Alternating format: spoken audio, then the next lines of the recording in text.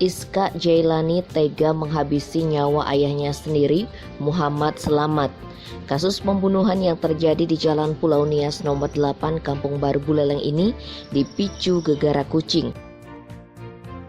Dari informasi yang terkumpul Kamis 10 Maret sekitar pukul 4 sore, Jailani meminta adik bungsu yang masih berusia 9 tahun memberitahu korban untuk memindahkan kucing beserta kandangnya karena baunya tidak sedap. Tetapi permintaan tersebut diabaikan oleh korban. Merasa permintaannya tidak diindahkan, Jailani emosi.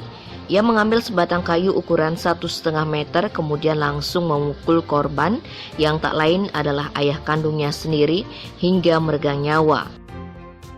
Melihat kejadian itu, anggota keluarganya pun histeris. Sontak warga langsung berdatangan dan melaporkan kejadian itu ke Polsek Kota Singaraja.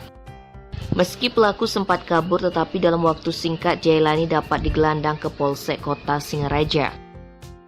Kapolsek Kota Singaraja Kompol Dewa Ketut Dharma Aryawan membenarkan peristiwa tersebut, namun pihaknya masih melakukan pendalaman. Tim Bali Express melaporkan.